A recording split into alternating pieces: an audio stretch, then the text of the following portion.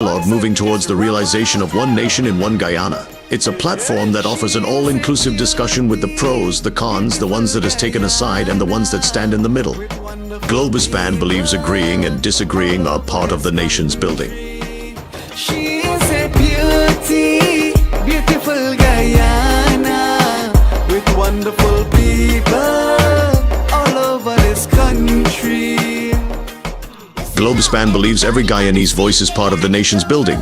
As we span the globe for voices from the diaspora and those living home, we stand on our commitment that we are all Guyanese working towards one nation in one Guyana.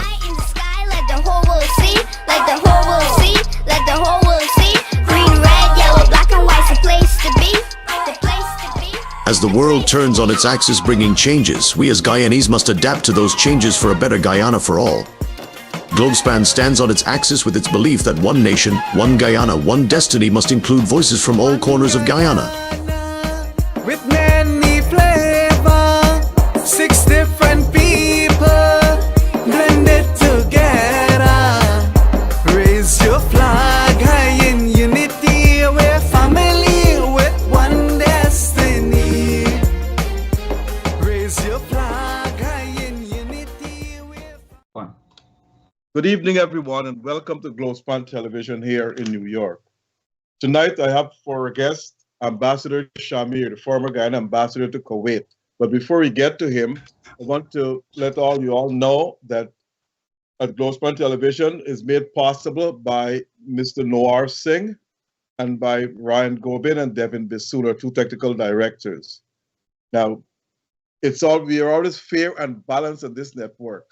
So the views expressed tonight by our ambassador are solely those of his and not necessarily those of the staff or management of Globuspan Television.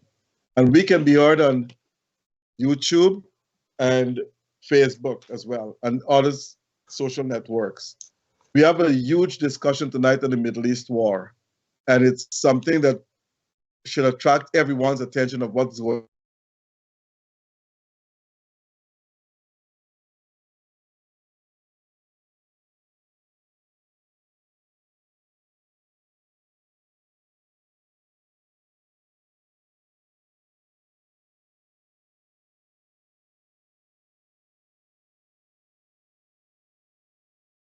We lost Dr. Rose.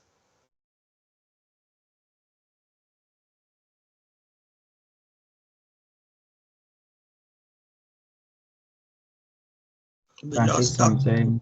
Yep. Yeah, we lost. 1 second. Yeah.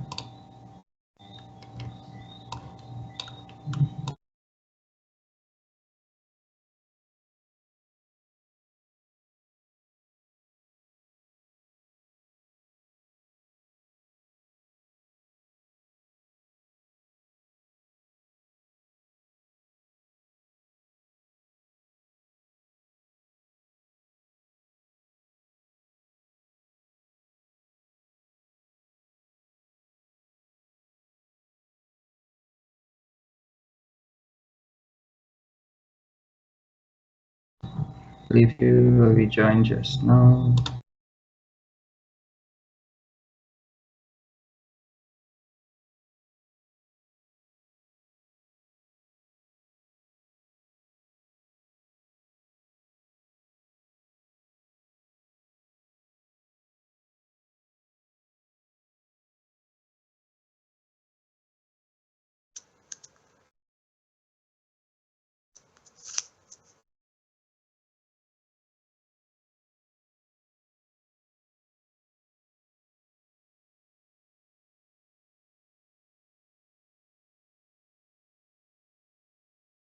Coming up, something?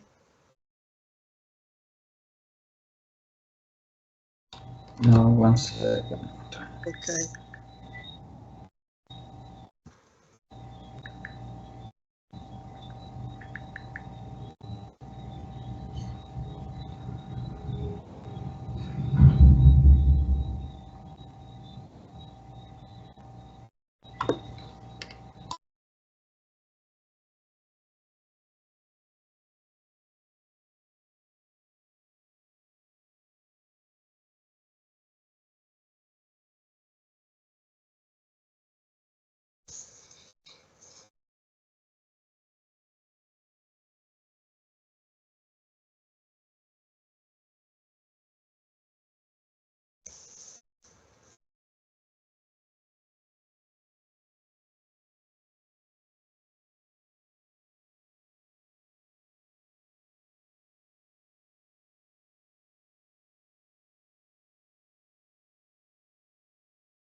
off for a minute.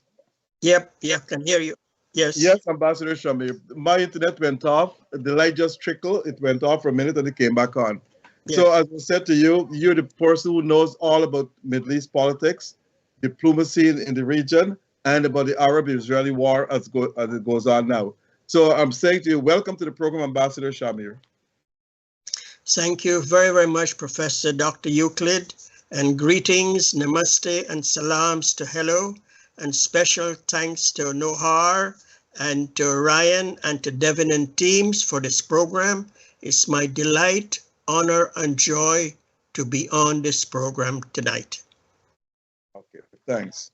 Now, Ambassador Shamir, let's get straight to it. When you were in Kuwait as ambassador, what were some of the things you did to advance Guyana's interest in that region? Primarily, we organized a show, Tell and Know Guyana, because the first week we were on, everyone interpreted our flag to be Ghana. Ghana had no embassy. I went to the supermarket opposite the embassy and a random sampling with customers. 9 out of 10 said it was South Africa. And right away the same afternoon, I asked my wife, who's a global marketing expert from Merck, to start a show, Tell and Know campaign. And that was the key to tell Guyana. And by virtue of my communicative abilities, I was known as the single take ambassador. So the media and the press was constantly there, and that aided. Plus we did unusual things that are thinking out of the box. We participated on the aircraft show when Guyana didn't have an aircraft, but we were there. We presented at the OIC conferences. We did a Guinness World Record. We did unusual things to get the profile and the image and the media. And in my book is out, and I've documented some of the achievements and the items, and hopefully the foundation is laid. This week, Troy Torrington arrived in Kuwait. He will be taking over. I'm disappointed he's not with the ambassador rank. I'm very, very, very disappointed. He's leaving with an ambassador rank, but he's not being given the ambassador title in Kuwait. Kuwait is not too pleased, but they're going through the motion. So hopefully I've been in touch with Troy and he will shake some ideas, and he has read my book. He got my book from Christopher Ram. I was surprised at that, and he said he has read it cover to cover. So it augurs well that the stars for Guyana. It was dull for the last 4 years since I left, with all due respect. The Guyana was non-existent. That was the communication. But hopefully I've already introduced to the key people, the Dean. I made an introduction the same time I heard Troy. The Dean is in my circle. Introduce him, and the next ball. I even took the liberty to introduce Troy, because, you know, you've got to have back channels and front channels with everybody, even the wicked ones. And I've always had a good relationship with all the Venezuelan ambassadors. I've also met President Maduro himself, and he's in my circle. So I've encouraged Troy, depending on his style of management. You know, management is a style, not an art. I gave him the contact address for the current Venezuela ambassador in Kuwait, and asked him just to keep personal relationships. I call it separate tracks. And just to keep relationship going, he will be seeing them, and that is it. I've done that, and I've heard, and he's very appreciative. And I've also told Troy that 300 pictures that was part of the show Tell and Know Guyana, that was torn down after I departed, Wheels Up on August the 20th. It's in boxes upstairs in the top room to ask SP and look through the pictures, and some will fit in to his style of promoting Guyana. So there are some resources there, and he said he will go and look at it. So overall, we also got a debt write-off when, with all due respect, Ambassador Ishmael could not even get a meeting with all the years and its totality of his experience by virtue of personal relationship. Before I was accredited, I was at the masjid next to the dean with all the emirs and the ministers. So he developed personal relationships at the masjid. So when I asked, it was not only as a Safir, I became their brother. So we're able to get, I asked for 100% write-off, unprecedented. But I was told by His Highness, they'll give you 66 and 2/3%. His officers, every one of the officers told His Highness they disagreed, and in writing, and I saw some of the comments. You know what the overall comments were with the staff of the Kuwaiti who give us the loan? Was Guyana do not keep its word, and Guyana will not pay back. That was the main reason. But His Highness overruled it and agreed 66 and 2/3%. I got full authority from Minister Jordan, more than I expected when he appointed me as the first alternate governor of the Islamic Development Bank, and based on the same New York mover and shaker street smarts, including book smarts, I developed a strong personal relationships with a person didn't know he was chairman of the bank when we were sitting at a conference in Kazakhstan. And I whipped out my show and tell No Guyana, and I told him we need lots of money for development. And that resulted in 900 million US dollars for projects and grants 2018 to 2022. We could not use the money because the banks had strict rules on feasibility studies. Out of the 900 million before we left office, we used about 220, including for the Soesdijk Highway, which was changed when the PPP government came into power. They included the bridge, but the Kuwait, the Islamic Development Bank rules are very, very, very strict, unlike any other, even stricter than the World Bank, and arm's length transaction, feasibility studies, all the necessary checks and balances. So hopefully that is some of the key ones. But overall, our joy was to promote Guyana every day, 24/7. Okay. Who is Troy Torrington? Troy Torrington from the Ministry of Foreign Affairs. He served. He was the Foreign Affairs Division. The last time I know, he was United Nations with an ambassador rank. And I understand he has been sent as charge of affairs or first secretary. I'm so disappointed to know that the Guyana Foreign Affairs will do such a thing. They must have made an error. And I hope what I hear is wrong. And he will be an ambassador title because he is an ambassador at the United Nations. He had ambassador rank. Everyone is shocked. Even Kuwait is shocked. Who has actually replaced you? Because it's almost nobody. Since I left, there is no ambassador. Ms. Duki went as the first secretary. Since I left, there is no ambassador. No ambassador to Kuwait. And Kuwait has been a friend for Guyana for years. The embassy is free. We got the villa is free. The first secretary apartment is free. The embassy is free. Water, power, 3 motor vehicles, debt write-off, $1.6 million for the highway in the East Coast, a grant, and yet 4 years. They use it.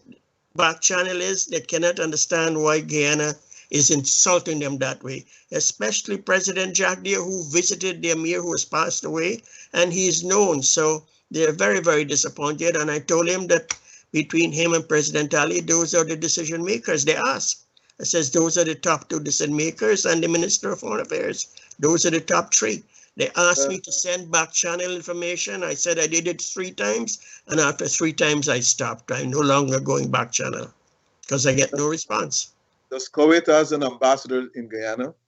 No, they have a non-resident ambassador, and they were prepared when I was talking for the debt write-off. Kuwait wanted to get an agreement for the land. If we can provide the land, I approached DG Waddell, and DG Waddell promptly told me there are things I did not know. I reached out to her in my personal relationship. She told me Kuwait should know what they have to do, and that just died. But they are ready. They wanted to know if Guyana can provide the land, and they were prepared to do the embassy. And I did not get a good response from my foreign affairs. Okay. Because sometimes you don't go through the official channel. I was working with His Highness the Emir on personal relationship. So if he asked that, I'm not going to go through to the foreign affairs. Foreign affairs had no knowledge. They have their own checks and balances. The same way with the loan. The loan was not approved by it. It was approved sitting with myself and in casual clothes at his country home. That's where the loan was allowed, not in the office. It's a different culture. You see, in the Western world, it's in my book, those who read it, we tend to think the world operate the way we operate, and it's not. They're still a tribal society. They're blessed with oil. They're well-educated beyond imagination, but they're still a tribal society. They have their own way. They deal on relationships first. You don't have relationships, don't who you are, nothing will happen. They have some 3 different rules. My book talks about relationships and sabar, patience, and last but not least, respect. And I learned that from the Dean of Senegal, who sat me down when I was not getting results to my management by objective, note verbal, 1 week, follow up 2 times, 3 times, nothing. The Dean sat me down and said, Shamir, sit down. You have to unlearn and relearn. You are in the Arab world, you're not in the Western world. And that was the best advice that caused my successes, which is documented in the book. Okay. You have had meetings with the Kuwaitis, diplomats, Saudi Arabia, Dubai, United Arab Emirates, all those countries. What are their views on the Caribbean, Guyana inclusive? With the oil, Guyana has a high rating, but they're reading the social media, and I'm being peppered with questions. Today, I was sent a sheet that had 12 reasons for not doing businesses in Guyana. And they now asked me within 24 hours to comment. So after this program, I have to. They're listening and they have a favorable impression overall based on what myself and wife have done. They can't believe it's the same country, but their staff, the same kind of staff, they're doing the critical analysis at the Kuwait Fund for Development. They're doing it and they're searching the web and they're sending these information up. So right now, I will say it is not completely as it should be, but the oil is getting a little bit more respect and they're watching, but they're shaking their head in disbelief. They cannot believe some of the negative report that is happening. And some of them are sending their private due diligence people. They are there in Guyana, some right now, incognito, and they're finding out themselves because they want to be more involved. They want to be associated. His Highness Sheikh Nazir, in his Latin American tour, he came to Guyana when his entire staff telling you wasting your time. He says, no, he believed in Guyana. So we have a good friend in His Highness Sheikh Nazir, the past president, but he is a little bit disappointed in not an ambassador not being there. And he's terribly, terribly disappointed. I cannot begin to tell you how disappointed he is in past President Jacques Diop. I don't like to know the Arabic word that was used, and it's not nice. The only thing he didn't do was to take his shoes and pelt it, which is the worst an Arab can do, is to pelt his shoes. President Jacques Diop would allow the embassy to go the way it has gone after our departure on August 2020, 11th, wheels up. Let me ask you this question. OPEC has been in existence for almost 35 years, I think. And Guyana now being an oil producing nation, do you think it would be advantageous for Guyana to join OPEC or vice versa?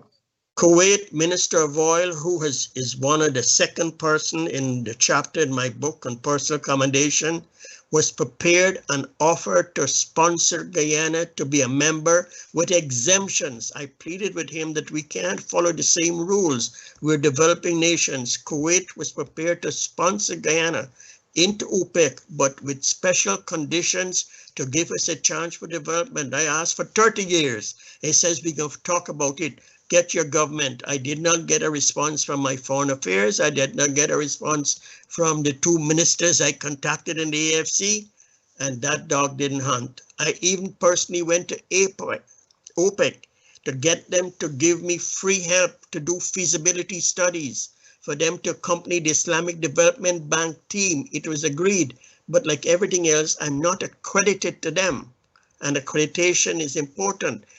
Headquarters Guyana had to follow up, and Nova Scotia was zero, nothing. and that dog didn't fly. So we have not done a very, very good job in foreign affairs in following through on possibilities, and we need to improve on this. Why is that? Why we're not doing a good job? Well, I couldn't tell you. I should, I have no reason for various reasons. They don't understand the region, or they don't care, if they have other interests. I can't understand. I'm at a loss. And my book has documented some, and there's a lot more sensitive I've not documented in respect to the minister and my boss and everything else. But I could not tell an untruth because those around me know of some of the difficulties that we experience. But we press on. Charge the Light Brigade. You didn't give up. Guyana was important. Sir Donald Jackson, R.B. Gadraj, Lionel Lucku, my mentors, would have been crying shame on me. Desiree Bernard says you have to do better. So I press on. Without. I'll be honest, in Kuwait for 4 years, I operated without authority, and I couldn't care. Let them fire me. I was not filling my pocket one penny. I was spending my own money to promote Guyana every day, including my wife. So that was my goal. But I don't think foreign affairs really get that part of the world, or they have other interests. Maybe when you ask Minister Gunnish, he has my book. Maybe you can let him criticize this and document it. And I can document with evidence of everything I've written there, because I paid a price when I didn't have evidence in a past portion of my life. Now I can document evidence. My 50 and 60 pages report, I don't think was ever read. My report on Maduro, I don't think everybody read it. I told him what Maduro said. I've shared Maduro words with Rafael Trotman, who's writing a book on Venezuela. His book will have what Maduro told me, if he chooses to, what Maduro's goal is. You have said in your book, and I glanced it, but I haven't had time to read the entire book as yet. As you know, you did ask me to read it and give you a summary report on it, but I'll do it very soon. You have said that there's a major cultural gap between Guyana, the Caribbean, and the Middle East in terms of diplomacy. Why, in terms of diplomacy, there's a major gap? Diplomacy is meant one thing, that you respect other nations and you treat them fairly and squarely in a diplomatic sense. Yes. So where is this cultural gap? Culture. Every region, every country has its own culture, its own norms. United States has its culture from 1776. The Middle East in particular, the Gulf in particular, the rich 6 countries of the Gulf, they're still tribal, with all due respect. They're still tribal, so you can't hold the same yardstick. A typical example is, and it's in my book, anyone sending an ambassador who is not a Muslim-oriented is behind the 8 ball. Because the one who can go at the masjid and stand in line with the Amir and all the ruling families is able to promote his or her country. Well, it can't be her because she can't go to the masjid. And in the masjid, the procedure is the grand mosque, all the grand masjid, the Amir sits in the middle facing the Imam. On the left side is the Deen and all the ambassadors who are Muslims. Before I got my accreditation, I was hobnobbing with the whole family and I was adopted as their brother. And why? Because I can read the Quran from memorization, where they read the book from the book. And I had to memorize the Quran since I was 10. My dad was a businessman, an imam of the Providence Masjid. So I was always a delight and joy. Many times I'm offered to lead the prayers in the palaces. Those who don't know, lead the prayers with the Emir at the back. So, and I decline sometimes, but it's just like the Qurayat, the way my language in Arabic is pronounced as against them.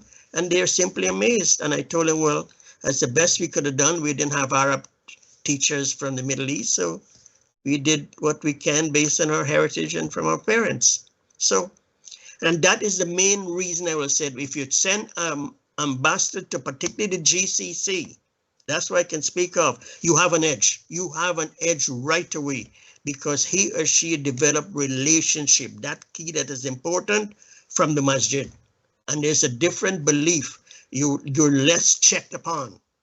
You're less validated because you're being validated. What you say, what you do, how you dress, they talk among themselves, they share news, good news and bad news. So there's a variation from what the policy as we know of in diplomacy in the Western world, in the theories, because of that culture, being a Muslim. For that matter, those who know says it's disrespectful for nations not to do their research and do it. You're saying that someone going to the Middle East as ambassador must be Muslim. So what you're saying is that all the Western countries have Muslims there? Should have an edge. All I'm saying with that country will have an edge. Country are free to vote and they're free to elect it, but those who send with a Muslim ambassador, they have the edge. Okay. That's it. That's all I'm saying. They have the edge. Like everything else, their rules, their regulation, and there's edge. Automatically get the edge. Imagine if your ambassador can talk with the mayor on a problem and have a debt write-off of 51 million just by a conversation, and the rest get done. There is an edge. There's no law. There's no rules. They will never tell you this. And you see, I want people to do better than I achieved. That's why the book was written. It's not to make money, so others will learn, so I will be blessed.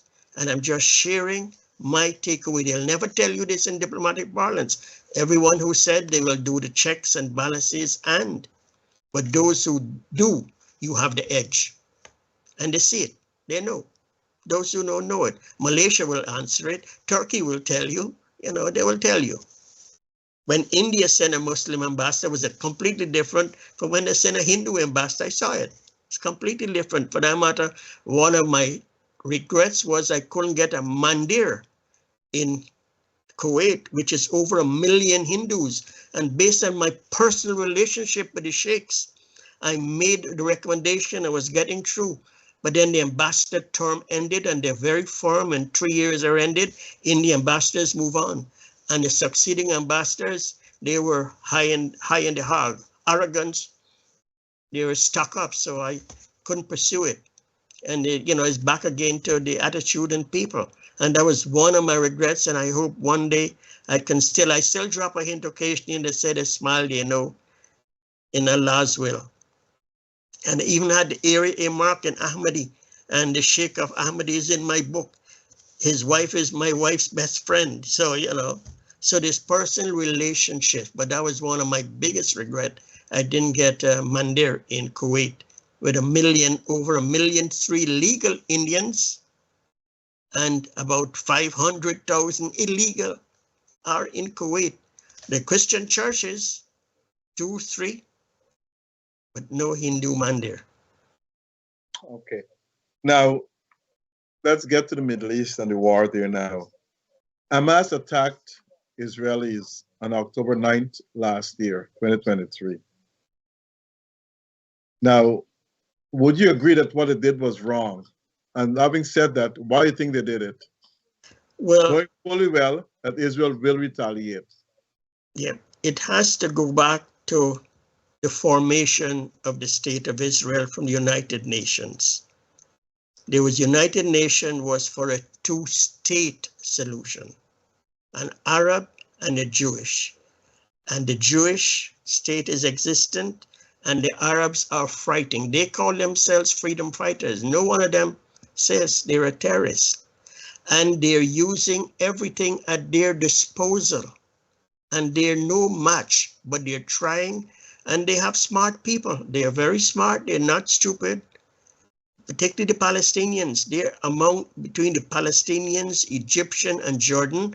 Palestinian is number one in the entire Gulf. They're a smart people. And they use that opportunity to get the attention to go towards a release and to have a deal. That is what my back channel said. They did not expect it. And the commanders on ground went a little bit haywire, which can happen.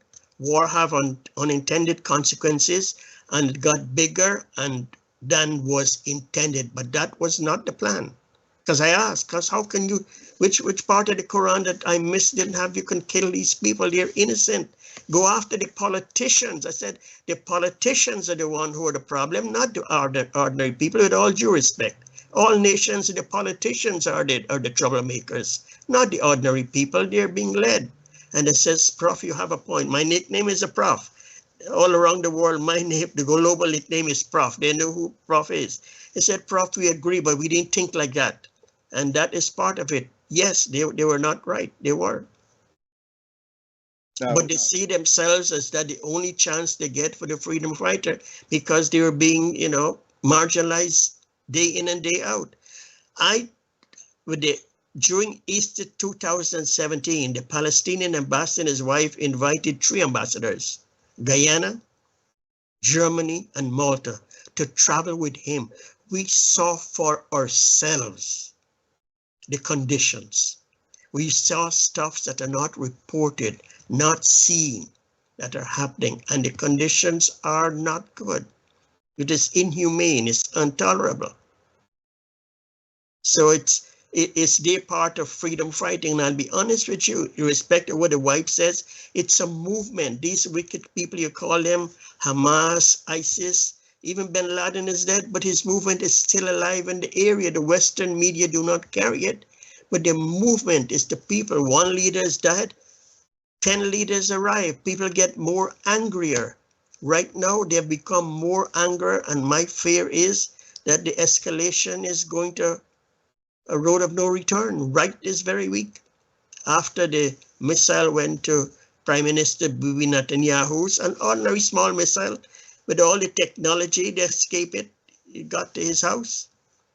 And the Western media is not reporting it. So Al Jazeera, CCD TV, Deutsche Welle TV, 3 different TV, and BBC News occasionally that have a more factual news rather than spin doctors. We in the Western media are only getting 10% of the truth, with all due respect. My news is 5 news channels at the same time, and I can press on and off, so I get the wide range of views, and Al Jazeera has the edge because there's no spinning in Al Jazeera. No spinning in Al Jazeera, no spinning on China TV. And Deutsche Welle is my number 3. No spinning, just the facts. Reported people on site. The United States branded Hamas and Hasbulla as terrorist groups. Do you think they are terrorist groups? Well, I'm an American, so I have to agree with what the American, but in that part of the world, they said Yitzhak Shamir, the first prime minister of Israel, was a freedom fighter. Was he a terrorist? And I said, if he is a terrorist, then we all are terrorists. That's the answer when I asked them. Says when the Western, that you're not in their good books, they give you a name. Said Yitzhak Shamir, who I happen to know very well at the UN, said he was when he was fighting, he was not a terrorist. So it is tough for me to decide, and they both, what annoys me, they're both cousins. The Jews and Arabs are cousins, and I keep asking them, when will this fight end? And they all, of course, they blame me and the United States. And it says, we all are equally responsible. So, so I get beat up on both sides, but it's tough for me to determine. I know killing is not right, and Israel has a right. For that matter, I know in my back channel that the peace formula is known, Dr. Rose and ladies and gentlemen. The peace formula is known today, and it was known for a long time. It is 3 new rules. There's a need for the will. The 3 things are a ceasefire towards a Palestinian state, number 1. Number 2, Israel's security paramount. Exactly what NATO has and United States has with Japan. There will be a new security in the works and back channel to guarantee Israel's security. That is the number 2. It's almost can be done tonight if one is satisfied. The number 3 can be done tonight if number 1 is satisfied. Saudi recognition of Israel. That is the whole situation, with my due respect from the totality of my back channel, is a problem. And with respect, Prime Minister Bibi Netanyahu and his government is on a different track. They want to have a wider Israel and conquer the entire, including Saudi Arabia, portion of Saudi Arabia. That's part of their strategic goals. And I'm afraid that the US will be dragged into war and unintended consequences. And I happen to know that Saudi Arabia, Prince Salman, has an ace in his back pocket, will shock the world. Okay. Now, as you know, in the last 3 months or so, Israel has decimated several of Hamas and Hasbulla leaders. At least 9 of them they've killed. The last one was Yahya Sinwar. That was just last week there. Now, as Hasbulla and Hamas, they don't have leaders right now. So how do they intend to fight Israel? Well, they are fighting with sticks and bottles and arms and whatever they have, and they're fighting. They're not giving up. They're not announcing their leaders, but they are fighting. And they're there. Look what happened. A missile went to Bibi Netanyahu's house with all the Iron Dome and all the domes. So they're fighting with whatever they have. They're prepared for the peace, but the one condition, two-state solution. United Nations resolution was two-state solution. President of France, Europe is getting a little bit unhappy. President of France last week announced that Israel was formed as a result of a United Nations resolution. How can Prime Minister Bibi Netanyahu have the chutzpah to violate the United Nations regulations, including killing of UN staff? So Europe is having a second thought, and they're looking very critically. So right now the president will have a sticky wicket. He's meeting some of them in the conferences in Europe. So, and France has already sung the, oh Lord, they're not pleased. It's too much.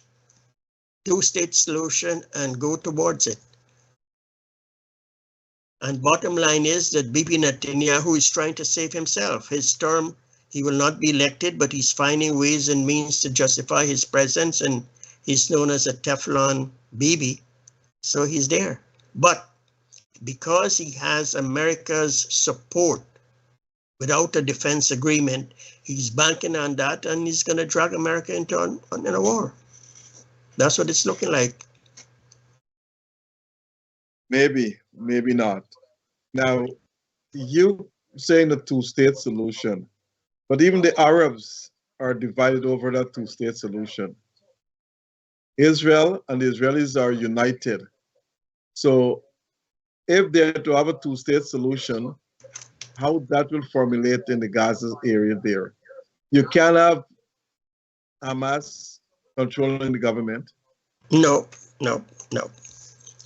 They will have elections, and the people will decide, or there will be an interim government with the United Nations. Part of the back channel plan is to have United Nations mandate to manage for a number of years and set things in motion, just like how the monies from Qatar do not go to Hamas or there, they go to a separate agency and it's filtered properly to the people who need it. Same thing can be done to the wider scale and have a United Nations managed operation. Yes, there are division. Don't forget, in the Arab world, there are 56 nations.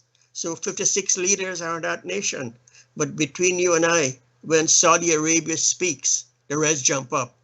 In the end, what Saudi Arabia moves on, the rest will fall in line, followed by Turkey and Egypt. That's the culture.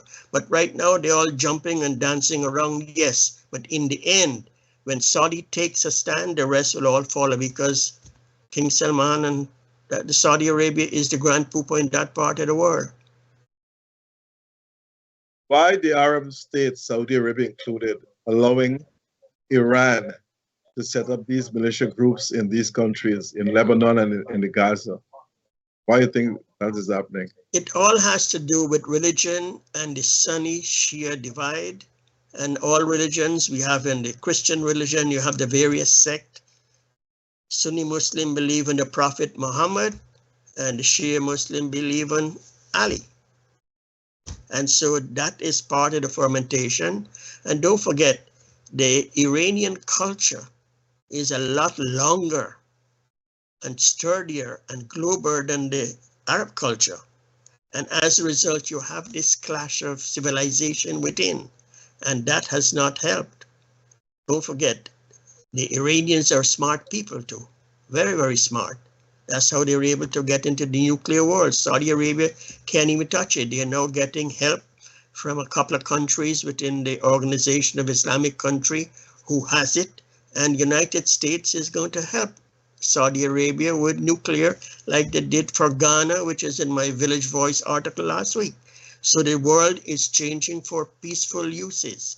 So Iran felt that they were being marginalized by Saudi Arabia, so they went through education and they came up with their nuclear edge, and that has kept Saudi Arabia hopping. And it has went on and on and on and on.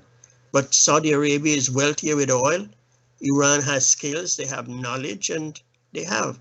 Iran is banking heavily on BRICS opening tomorrow. Heavily. Iran will have the edge on BRICS tomorrow, where Venezuela is back channel to be admitted, and so will be admitted is Turkey. That's my back channel. Hamas has killed 1,400 Israelis last October. Israel has now killed almost 45,000 Palestinians. Why the rest of the Arab countries don't join in and support the Palestinians in fighting this war? It is because, yeah, it's the influence of the United States. They all are depending on United States for fearful of Iran, for United States security. US has a base in Kuwait. US has a base in Qatar. US has a base in the Middle East. So they do not want, plus the pressures. There's a lot of pressures from Washington, and they're going through. Only at the last resort, Saudi Arabia is going to use their ace, and they're fearful. I'm begging them not to use it. Every time it raises its head, it says, no, don't. I want to tell them, you have investments in the Western world. You know what I said is? We blow that away. We're blessed. More will come tomorrow morning.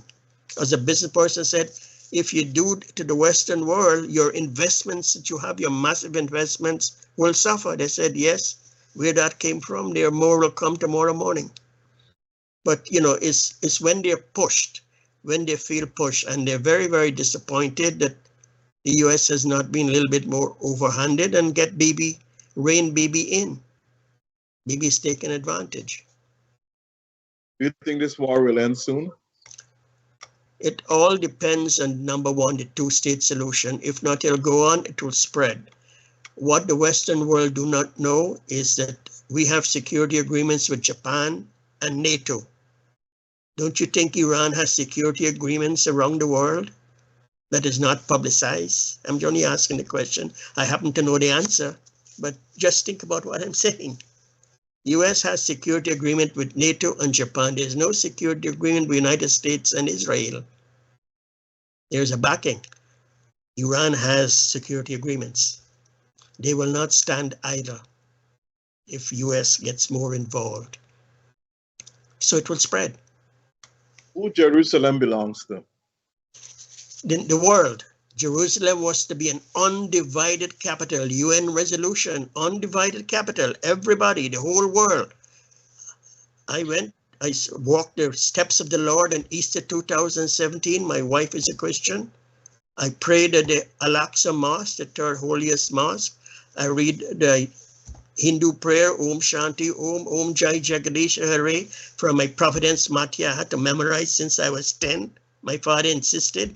So I support all the religions. That's a international, all religion have a hand there. No one, despite, and I disagree with the Arabs, and they also said it's a international, that should be an international area. Well, the Arabs want to claim it. The Israelis want to claim it.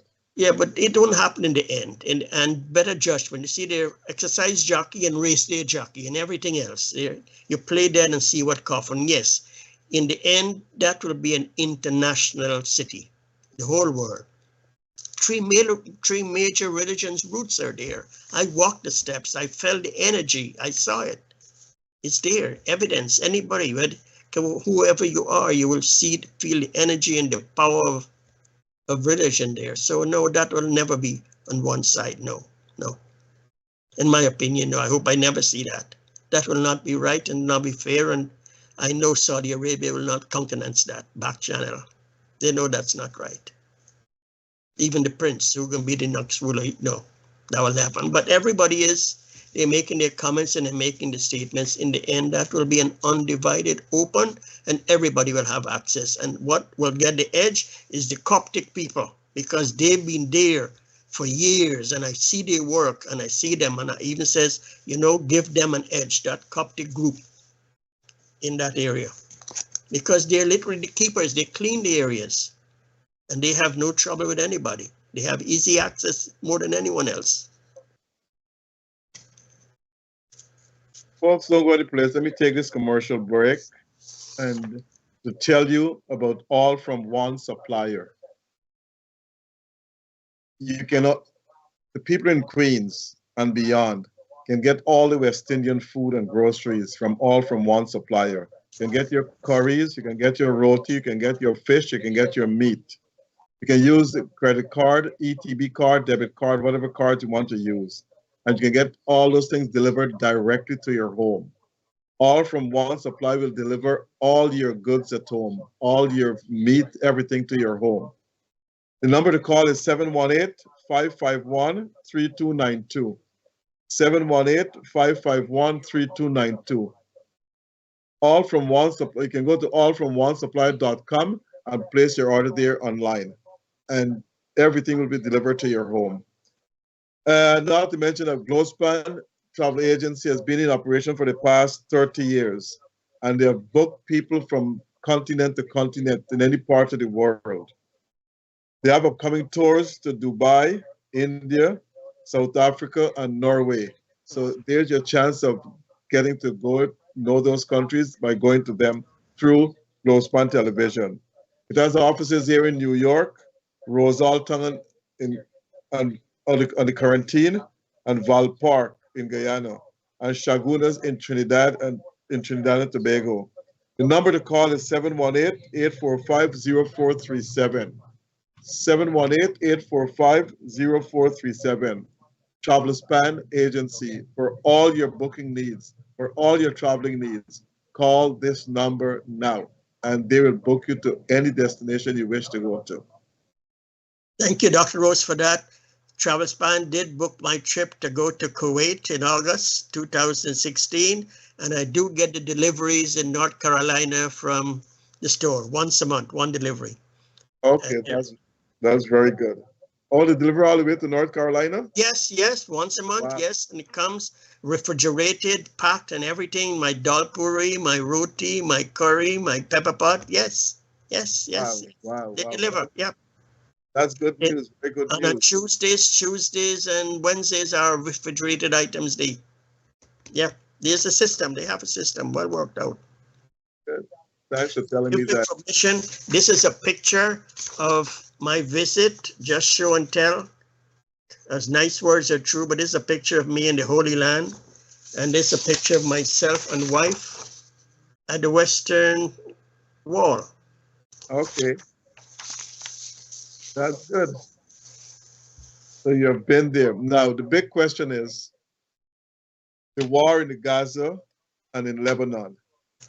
What are the consequences of those wars on Guyana and the Caribbean and the wider Caribbean, if there's any? Yes, there is. Guyana has been an early supporter of Palestine, particularly with the respect to borders, realizing that Guyana has the border problem with Venezuela. Past President Ramatar in particular is very vocal in his constant reminder in the media about Palestine and everything else. Is an early supporter. Right now, my back channel, Guyana is going to get pressures from the United Nations about our votes. And our ambassador to the UN has been very vocal. South Africa is even more vocal, and others are more vocal. So there are pressures are coming down the pipe, if they have not yet started, on pressures. The US are not too pleased with the amount of countries that are ganging up under the chairmanship of Guyana. They're a little bit disappointed, so that will affect. But above all, in my humble opinion, DDL, that premier company led by good leaders, because of their relationship with the Israeli influences, their letter writers in the media, that will be some pressures. And my back channel is from high security people in Guyana is that the Mossad is also in Georgetown. So those are the items the leadership in Guyana, hopefully they're aware of, but I will just say sticky wicket ahead for Guyana. And the Caribbean is divided between Israel and Palestine. As a result, they're not speaking with one voice. As a result, they will be caught up in the geopolitics in that area. So the Caribbean is even in a tougher spot. I don't know how they will get out of it, but they're more divided and they will be affected also. And because they're, especially the smaller states, they're concerned about their well-being because they're not a Trinidad or a Jamaica or a Guyana. They have different interests, and we see that with Venezuela and the way they operate. I'll come back to that question. You have lived in Kuwait. If I go to Kuwait, is there a club I can go to and sit down and have a drink or something of the sort? Niet. There's alcohol is banned in Kuwait, but it's allowed at the embassy, only at the ambassador's residence and the embassy. If the embassy holds a function at a hotel, no alcohol. That's the Kuwait regulation. And the system that operates is that the various embassies, Guyana never did, I never did. People will come and ask you and offer you bribes, offer you gifts, offer you gold, offer you diamond, offer you rings, offer you watches to order the exotic liquor for them. And I says, no, I made a resolution. I'm so close to Mecca, Medina. I stopped drinking and I have to follow the rules, so no. So the embassies order via the dean the list of alcoholic beverages. That order is summarized and sent to Dubai. Dubai is a much freer society, and there's an international store that serves it. Even Guyana rum is there, and I tried to promote the DDL rum, and the price points were not competitive, and the labeling did not suit, and I didn't get much headway. But the supplies go from Dubai in a container to the dean in Kuwait, and the dean has his staff, well, it's always a male dean so far, staff assigned and distributed to the embassies. So the embassy has a reception at the ambassador's villa, yes, widely served, and Kuwaitis look forward to those invitations because Kuwaitis who've had Western travels, they do imbibe in alcohol. That's maybe there's no such bar. You wouldn't get in a bar. You have tea, all shapes, colors and shapes and tastes of tea and dates. Not alcohol in a club, no. Diplomatic club, yes. Diplomatic embassy, yes. Diplomatic ambassador resident, yes. So if I'm living in Kuwait and I need to have alcohol in my home, am I permitted to have alcohol? No trouble, Niet. They tell you that as you arrive. No, it's not allowed. Not allowed. They're trying. I've tried to ask them. They've just made they've got a new government. They finally suspend. You see, democracy as I know it will not work in Kuwait. I saw it. I told them to suspend the constitution for 3 terms. Eventually they suspended for 1 term.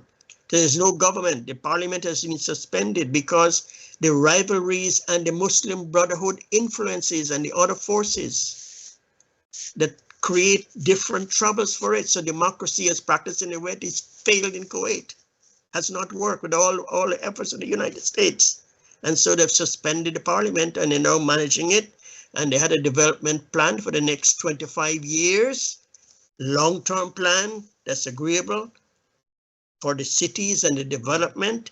And I've encouraged them to please at the Western hotels where tourists and visitors like Qatar is allowing at the hotels where visitors come, they should make an exemption. So that's in the cabinet coming up soon, because I made a strong representation and I used my Qatar knowledge and experience, and that was help. So long as you can give them facts and figures from what you know, what you experience, and that's what I said, I experienced this in Qatar, in all my hotels.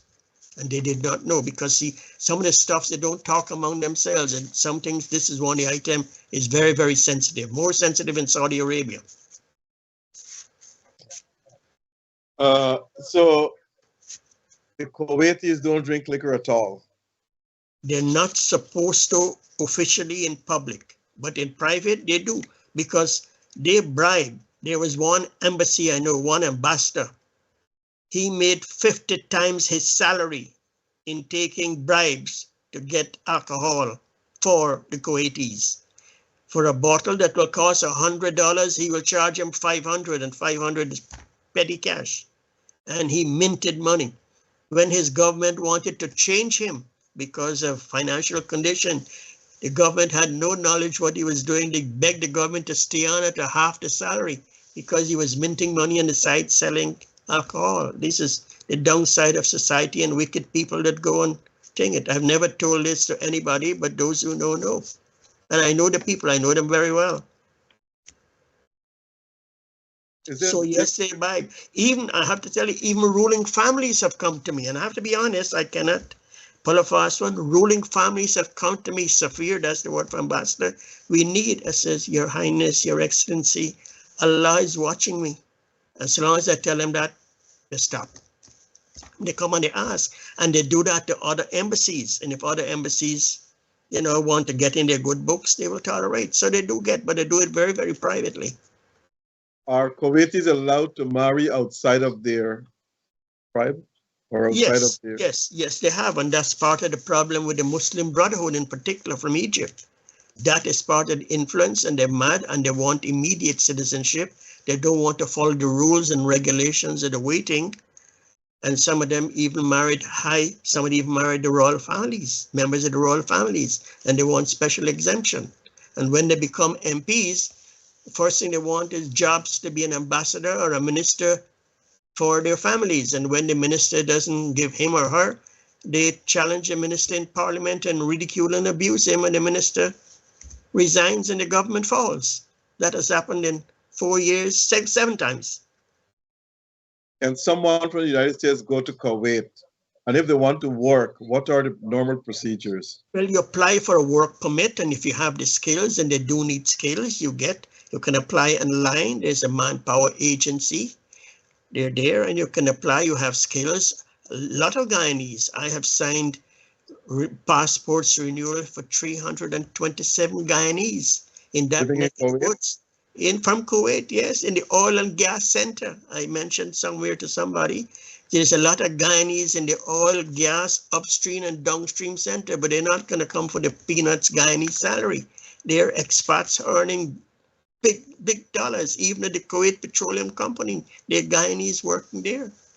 They're Guyanese in medicine. They're Guyanese in education in the rich GCC world with terrible skills that are available in the diaspora. And Guyana has not even touched it. And I drop hints in my report and nobody bothered. I did the visa, the passport renewals. Qatar, the ambassador in Qatar is making an effort, Safraj, and he has a group and he meets at the big holy days. And from media reports I see, so he's making an effort to keep in touch with them. How far that will go. But the big thing is you can't expect those Guyanese with high skill at high salary and you want to pay them the Guyanese wage, and Exxon is paying expat wages to expats. So we have a problem in Guyana that I'm hearing from daily, and people wanting to come and serve with their skills. How long it takes for one to become a citizen of Kuwait? It can take up to 20 years. If you marry a Kuwaiti, it can speed up to 7. Wow. It can take up to 20 years. And don't forget, when you become a Kuwaiti, there's so much of plus you have.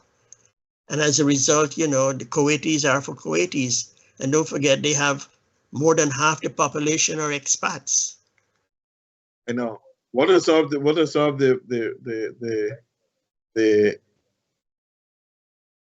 benefits becoming a Kuwaiti citizen? Oh, well, when you get married, you get free house, you get free land, you get interest.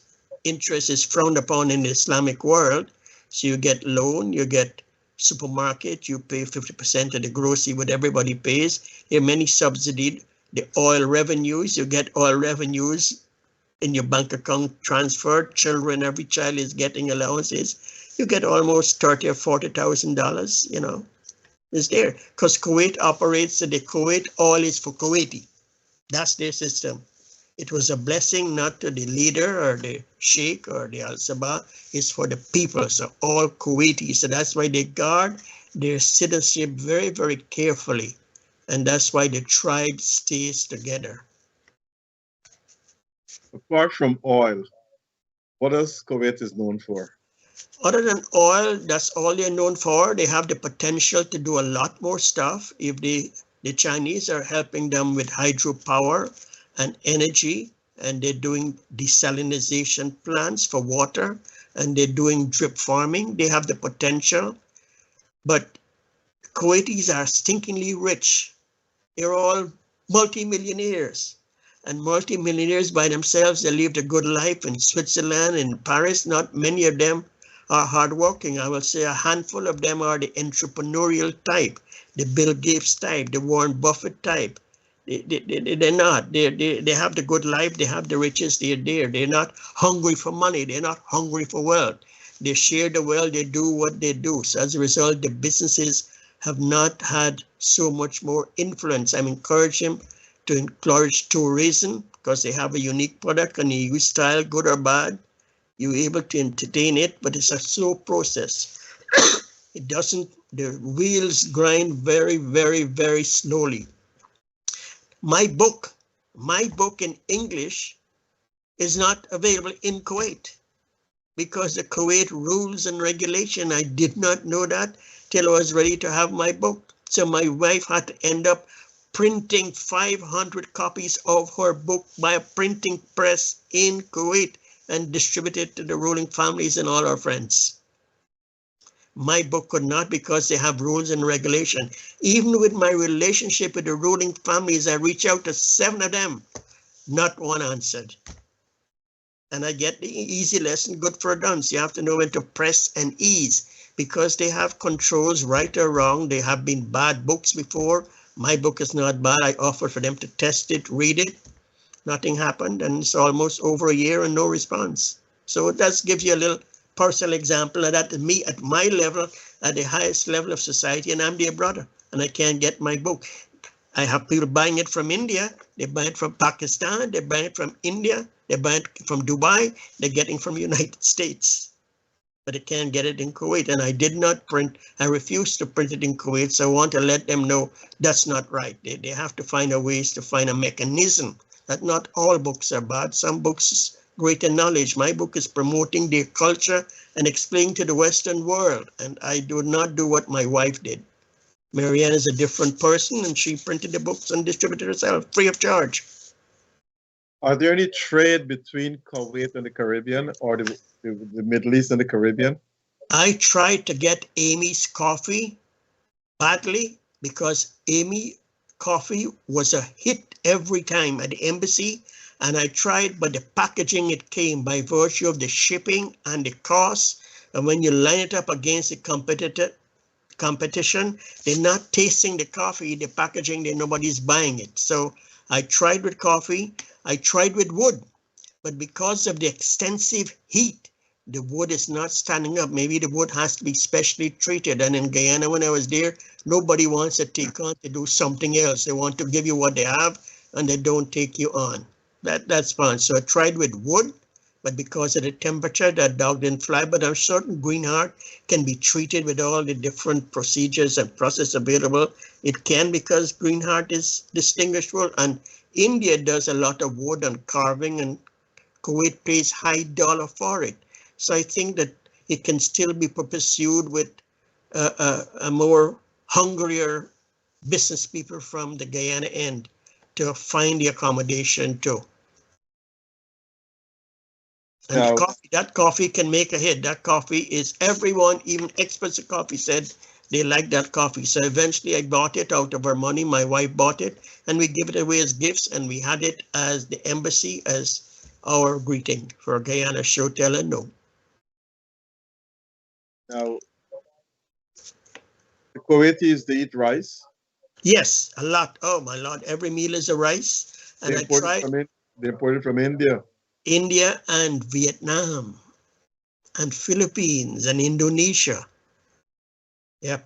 Yes, but I tried to get, but you see, GRB never responded. Minister of Agriculture never responded because nothing ventured, nothing gained. I'm a one, I don't take no for an answer. Thanks to Sir Donald Jackson. He tell me never to take no for an answer. Find ways and means, ask, consult, and I can. Even I could get 1 ton, is 1 ton rather than 0, and they can find. Even I was going to get it at a high price for the royal families, I could get it. But what I can tell you now, I couldn't tell anybody then, because there's certain things you can't just advertise. But even to get a ton of rice, they'll go into the ruling family, they'll pay whatever the bill is. But I couldn't get even Guyana to respond to get the rice too. I can now tell you, some of the failures is because of attitudinal behavior in some of us. We don't see beyond the stars, just see the light, don't see beyond. Even our products, there's the high-end level. I know a person in the US was prepared to market Demerara sugar to the high-priced royal families around the world. I saw the plan. The plan was given to the coalition government, halt and wait. That could have helped save the sugar industry. The Demerara yellow crystal. That's a unique taste sugar. Those who know it, know it. So we for various reasons, a lot of missed opportunities. So what do Kuwaitis actually import? They import everything. Don't forget. Because they don't plant. They don't plant. Very little. All they have is their farms for themselves. They have massive farms for themselves, but no massive farms for food. No, they import. They import everything, and everybody imports because they pay high prices. Their currency is, if not the highest in the world, Kuwait dinar, highly rated. So everybody ships. I couldn't get Guyana to ship. I went and advocate for my brother from Kazakhstan, and I got his products to come into, because Guyana was not when I had the access. See, because you have the relationships, I use it to get things done, to help others. Unless you have to help me, it's helping. And he was trying, he could arrange a meeting, and I promoted his products. And he got a shelf in the supermarket because of the relationships. I call in my relationship. They said yes. And they do all the checks and balances, and they give. See, in that part of the world, so long as you have a connection, another word they call is wasta. A wasta is considered the derogatory term, but it's the same thing. The relationships help to facilitate action, get things going. And no money, it's not bribe. Bribery is frowned upon. It's not about bribe. They put you in the center of the square and you'll be chopped off in your head and your hands. You know, that's frowned upon. So it's not that, but you get connection, you get the perks. What you'll get is get him to do Kazakhstan. And why? Because I visited the country and I saw his people, and I met the Islamic Development Bank president sitting in the public gallery at the closing ceremony. So I have respect for Kazakhstan because of that. That's why I went to bat for him. But Guyana, I could not get support for the products. My wife, when we went home to Guyana in the heads of mission for 1 week, she went to the Regent Street office, begged them for a suitcase of stuff. She's still waiting for it. That's the response. She was prepared to promote the products with her scale to the ruling families in one suitcase. They promised. She went, her term finished, we left, nothing came. The only person who responded favorably was Bobby Ramroop Group. But I couldn't sell cricket bats. Cricket bats, the India bats are better material. Bobby Ramroop Company, Dr. Bobby, his company was most responsive on the business side. DDL, I could not get because of price points into Dubai. I never did tell this to Samaru because sometimes, you know, you just have to let it go. His feelings would have been hurt, but I can now say the price points were too high. They were too heavy a markup. The price of the DDLs in Guyana, the markup in the national world is too exorbitant. And the packaging, the others, you know, Cathy did dinner, and because when the items line up, somebody has to choose it. visually until they get the taste. So what I'm saying now, I never told DDL. I didn't have the chutzpah to do it because he was my friend, Samaru. I know him. When I left Guyana in 1979, my car, PBB in 1977, was bought by DDL for the company secretary. So I have a linkage there. Your friend with Komal?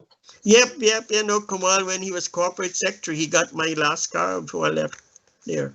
PBB 1977, the Toyota. I'm getting a lot of questions from our viewers, but viewers, let me just caution you. I cannot ask most of your questions because time is of the essence here. But I'm going to ask Please ask one. as much as you can. Please I'm ask. going to ask one. One of the viewers sent this question to me. She says, Dr. Rose, Dr. Ali's trying to paint the Kuwaitis as they're perfect people, but they themselves believe that they're better than Guyanese and other people from the West. Does Dr. Ali knows this? No, that is not true. Best of my knowledge and none of my circles, no. They're giving people. They got the humanitarian award from United Nations. No. There might be one or two different people arrogances, but overall, no. I can't subscribe. And let them read my wife's book, her book, and that will tell you in print a different story. Friendship is a gift. And she's an American written. So no, that is not true. No, completely no. Maybe one other person has that experience. No, Kuwait is not like that. No. With respect. I have another question here. These questions, I don't like to ask these questions. No, please send it in that viewers are interested. Why is it that someone from outside of Saudi Arabia, from the Middle East, can be a citizen of Saudi Arabia? It has to do with tribal and tribes. It's back again to their culture. I have gone, I've sat with them, I've seen their fight, I've seen their war, I've seen their history, and the result of that has guided them, just like how the United States is guided by the 1776 Constitution and the George Washington. Just how Guyana is guided by Lyndon Forbes, Sampson Burnham, Dr. Cherry Jagan et al. Everybody has their own something they come about, and it's their rules and regulation. And don't forget, their citizens have so much more benefits out of the country. So they do not want to just open it to Tom, Dick, or Harry. You have a skill, they pay you top dollar, 3, 4, 5 times, whatever you want. They even put bonuses on top. They take your skills, but citizenship, nope. And Russian word for that is niet. That's closely guarded, and I don't see that changing. And that's their prerogative as a nation. Guyana can be more open, but that's Guyana. That's governmental policy. I'll ask you one more question. Yes. They said because of the wealth of the Saudis, they believe that no one else should live on their territory. No, that is not true. They have other nations are on their territory. They have expatriates in their community. They encourage others to come. That is not true. I'm an American. I'm a Guyanese. You're forgetting the ambassador. If I go as a tourist, I can go. No, that's not true. That is a perception. Living there permanently. You can get your permission. You have skills. You can get work permit. You get residency permit. But citizenship is a long one. You can get residency permit. There's one person who went. He went for a FIFA meeting and introduced him to the ambassador from Cameroon, and he had a wonderful experience. No, that's a general perception. And when the new city Neom is open in another year or two, the vision of Prince Salman, you will see that Saudi Arabia is a different Saudi Arabia. It is changing. It's not being carried in the Western world, but Saudi Arabia is changing, and they're changing slowly. And because the king is still alive, the young prince has to follow in that part of the world. I saw in my own eyes, seniority has power. Don't mind watch PhD, or you got 50 PhDs and the senior member got no PhD high school education. You stand in line, you follow the line, you follow the rules. That is that culture, right or wrong, that is it. Seniority has the respect. And so long as the king is alive, the prince can only press an ease. He would like to open it much more. I don't think Saudi Arabia will ever be a Dubai. Dubai will be one on its own. Sheikh Maktoum, he was a visionary. He took a gamble. Why? Because it's always going to run out. He had no choice. But if he had the oil revenues and the resources like Saudi Arabia, Sheikh Maktoum would never have did what he did. He told me that when I visited in 2001, before no the high-rise building was on, Burj Al Arab was around. It's in my book. He told me that his vision was to make Dubai more Western and all the Western nations together at one place, and that was going to be the Dubai future. This person again asked me to ask you this question. They said that the Saudis don't like to be criticized by no one. This is why they killed that reporter from Washington, D.C. The head of the Saudi Arabia,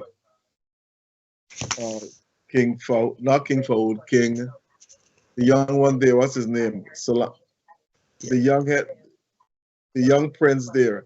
They said he ordered to kill the murder of that Washington reporter. The princess asked me to ask you to comment on that.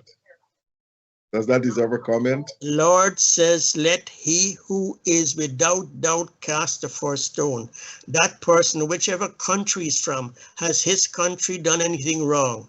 Has his country assassinated leaders? How many times have we, United States, tried to assassinate Cuba? Fidel Castro. It is not right, but my back channel is that he was a member of the ruling family. He was warned once. He was warned twice. He was warned 3 times, but the arrogance of his Washington connection took him to another level, and the rest is history. That's what that is.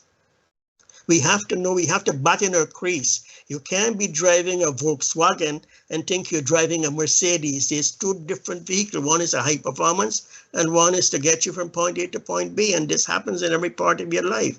Yes, you can, there are other countries are doing right now. Look what's happening in Gaza. 41,000 people are being crucified and dead. Who's going to blame who? That's shame. Those are all paid in comparison to if he is. And if he did do it, I did ask him. I met him. He's in my circle, and I asked him. I met him. He adopted me as his brother when I met him at the palace. He smiled. He said, let's lead in prayers. Let's do a dua. And he just smiled. Because I asked him, I said, is it true your thing? And that's where I learned from his people wrong. He says, Prof, he was given a warning. He was going out his way, and he got too big for his boot with his Washington connection. So he was just cut down to size.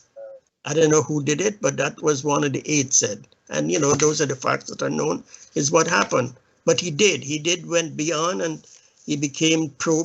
You see, if you're part of your family, you can fight inside. But when you start going outside and fight, you're in sticky wicket. It's not right to who did that. Let him went to his family with his wife or his children. He'd be in sticky wicket. This is part of how the war operates. You got to operate within, certain norms. My other question to you is this. I know whoever did that will not be forgiven by Allah. I can tell you that. Whoever, and if it's the prince, he will answer to Allah. He will. Whoever did that instruction will answer, and the judgment day will answer. I know that. So they know that too. So they will not go unpunished. They will pay a price. What price? I do not know that part. I don't know if you know the answer to this, though. How many Arab countries have embassies in the Caribbean and Guyana? Do you know? Very few, because they don't feel. Put it this way, how many Caribbean countries got in that part of the world? Only Guyana. Jamaica had in Kuwait, and because he could not fit in, he could not blend in, I try to work with him as a brother, but he had his own highfalutin ways. He's Jamaica man and everything else. But somehow you got to blend in, need the dates and go thing up. But he was not eventually, he recommended the embassy be closed. I said the same thing, follow what I'm doing, come tag on with me, I'm going to pull you with me, we all together. You got to give him notice. Well, in the Arab world, you don't get notice. They tell you, Ambassador, we pick you up the next hour. Ambassador, arrive at the palace next 2 hours. In that part of the world, when you're that certain inner circle level, they don't operate by notice. You're lucky if you get an invitation. And that's how Guyana was able to paddle. We are always available. We always make time. Always make time. So the Jamaica closed its embassy in Kuwait. Yes, they did. And when the decision was made, I went to the place, I rapped the door, I shake the door to find out, even to get it changed. The Minister of Foreign Affairs asked me to talk to him. Whatever it is was money, he will get it. What it's not to do with money. It's just that the person that felt he didn't feel comfortable in the environment because he had a stuck-up ways in a culture was not getting on. I come from Guyana, look what I was doing. And it was all over and we couldn't. So he recommended and Jamaica followed his recommendation. And I don't think. So there are no Caribbean embassies in Best of my knowledge. The Latin America is there. Cuba is there. Oh my Lord, Cuba is there everywhere. Venezuela is there everywhere. Multiple. They have embassies and they have consulate. Venezuela #1, Cuba, Argentina, Peru. Oh, they're there. The Latin American is there. Not very heavy. Venezuela is pooper of poopers. And only Guyana and Kuwait. Only Guyana and Kuwait and now Guyana and Qatar. Guyana now in Qatar too? Yes, Guyana and Qatar. The first secretary, when I left FSO3 in August 2020, the next year jumped FSO2, break all the rules in foreign affairs, became FSO1 and is the ambassador in Qatar. He was the first secretary to me at the embassy in Kuwait. Why we don't have an embassy in Saudi Arabia? I recommended in all my reports and everywhere I've recommended and I showed a justification and Saudi Arabia is looking forward to an embassy in 2025. Everything is in process at their end and back channel, back private relationships. I'm in touch with the Saudis 3-4 times a day. They cannot understand. Guyana is scared of the OPEC. Kuwait gonna recommend and to get an exemption, but I guess the leaders in Guyana are scared of Exxon and the power of Exxon, but they always can find accommodation, you know. But Saudi Arabia would love to have an embassy. They are sallying every Friday to see Ambassador Shamir back in Riyadh. So you recommended for us to have an embassy in Kuwait? Yes, yes. In Saudi Arabia? Yes, yes. And what was the answer? No? No answer, no answer, no answer. Even the Minister of Oil, he's in the second person after the Sabah in my book, chapter 7, the last chapter. The Minister of Oil, Water, Electricity, he sat in the OPEC board. He got the OPEC to agree for Guyana to get special exemption. I asked for 30 years. He said we can go 15 or 20. But get somebody in Guyana to reply, you don't have the authority. I said, yes. Nobody respond. So that is still there. I'm still in touch with that person, that minister. He's no longer the minister and deputy president. I'm still in touch with him daily and other forces. They will make exemption for Guyana, but Saudi Arabia would love to. And you see in that part of the world, this is what the street smart and book smart, the variation is. Saudi is the grand pooper of all of them. So when you're not in Saudi Arabia and the others, there's a little matching contest. You're in Kuwait, you're in Qatar, you're in Dubai with an office, but you're not here in the grand pooper. So they have this little rivalry among themselves and smart governments should know that. I didn't put that in my book. So I didn't put 99% I didn't put in the book because it's not for public consumption, but you asked a good question, I'll tell you. They, so they expect that Guyana's, you know, because they are the Saudi Arabia. Did any one of our leaders, presidents, went to Saudi Arabia? Yes, President Granger went. For that matter, President Granger went, and I know that's yes, true. and Minister when he was housing went, and they have a very not a good impression. I wouldn't tell you publicly, but they have a very not a good impression of Minister Ali when he went as the housing minister, and the gift he gave them. Oh my God, hallelujah. I gave the Arif Ali book in Guyana and the Rupununi book as gift. When they told me what Minister Ali gifts he gave them and they showed me, I cried and I hit my head 7 times in the wall. I said, Toba, Toba, Toba. So they have a very, in foreign affairs, a very not a nice impression of Ali and based on the gifts, these little things. And I heard about it when I got there to represent President Granger, who was invited to go at the 50th Islamic Summit. And for whatever reason, he did not go. That same Troy Thornton gave me 3 days notice, no briefing paper, nothing. And I'm going on Kuwait to Saudi Arabia to meet the king. Guess who paid my passage? Turkey. Because Guyana was always missing. We never have money. I either got to spend my own money or do other stuff. There was always no budget with the foreign secretary. So Turkey was upset. Guyana is missing in action. The Turkey, my brother, Ambassador Sen, bought my ticket, says we're going to do Hajj together. And the conference, we come and go. So I took vacation and I'm going to Saudi Arabia to do Hajj. Before I can go, I went to the visa and I got a visitor Umrah visa. Saudi Arabia is immediate. The next day I got a call on WhatsApp from the deputy ambassador in Kuwait. He said, Brother Shamir, you're representing Guyana, please send your passport back. We have to give you a different visa. I said, I do not know. He said, well, I have a signal. Send the passport immediately. We have to change it. If not, we will be held in ridicule. I waited 2 days. Then Guyana sent a signal. You are going to represent President Granger in Saudi Arabia at the conference. And Turkey paid for my return ticket economy, and I traveled the return ticket and come back.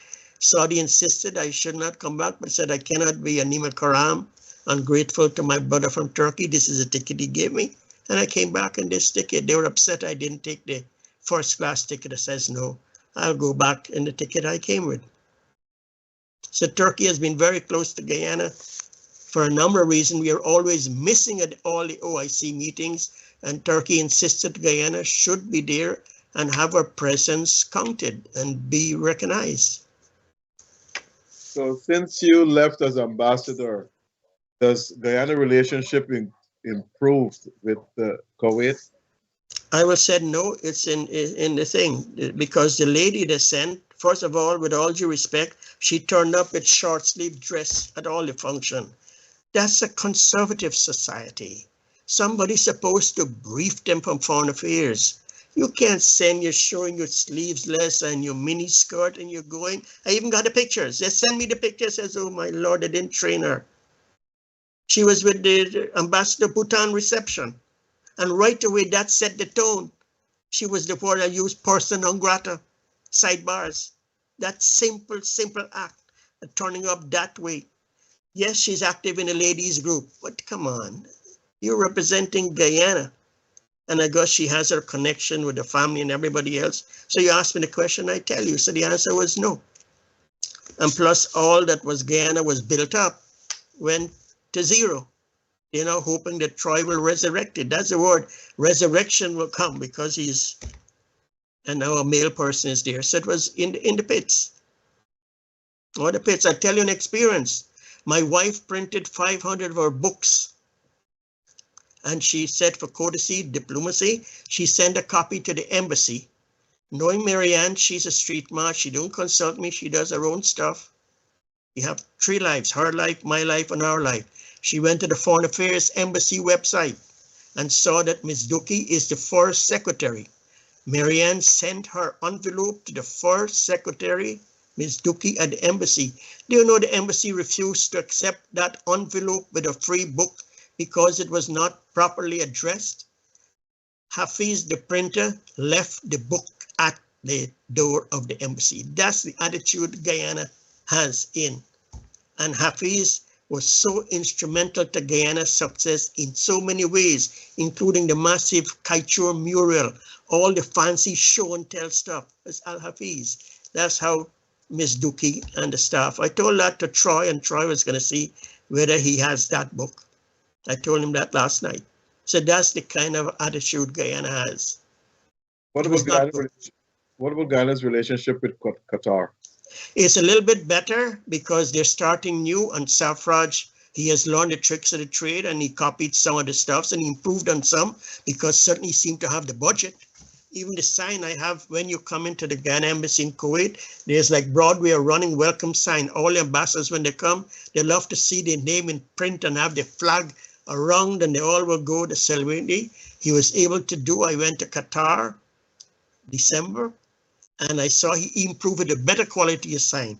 So yes, Qatar has doing much better with suffrage, and yes, he has. But he has some negatives, but that's not my business. Foreign Affairs will do, because he was not the best person in Kuwait. And I don't lie. I told him his mistakes and the stuffs he did in Kuwait.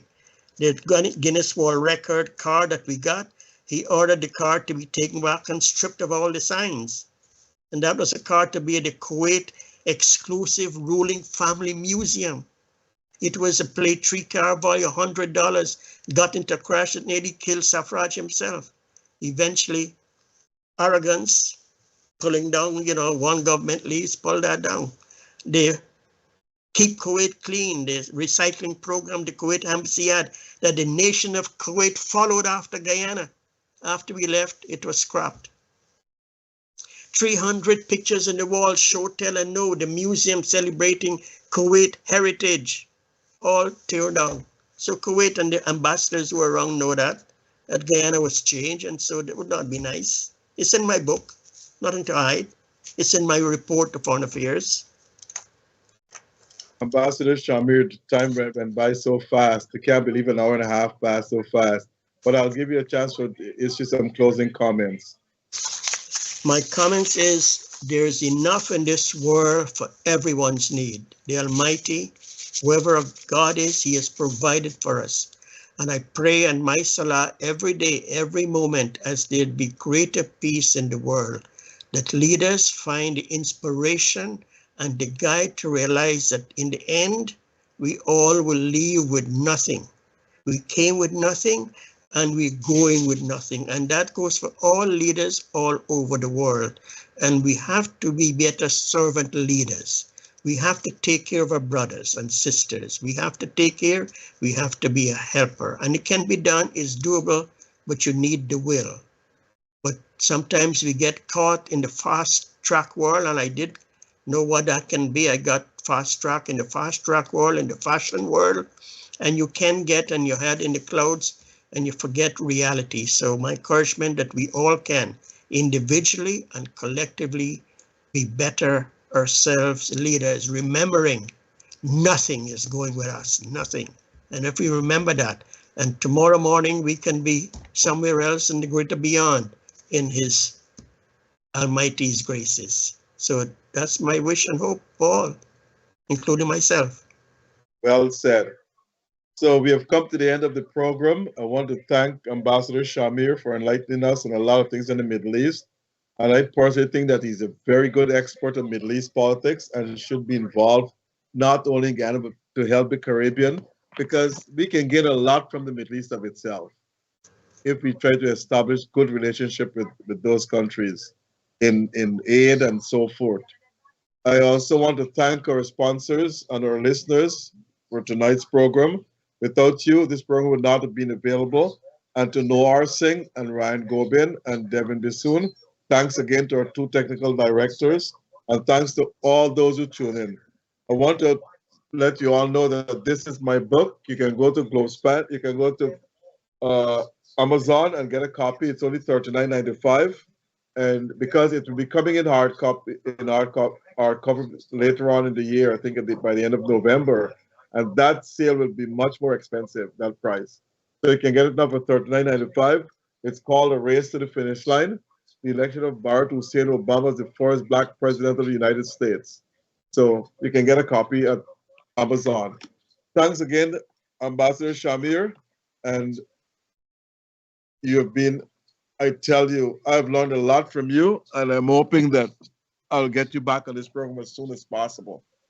Because the war in the Middle East and these things going on right now, somebody has got to apprise us of what's taking place there, and you're the best person to do that. So thank you for that. Thank you all, and good night. It's a pleasure, joy, delight, and I'm available.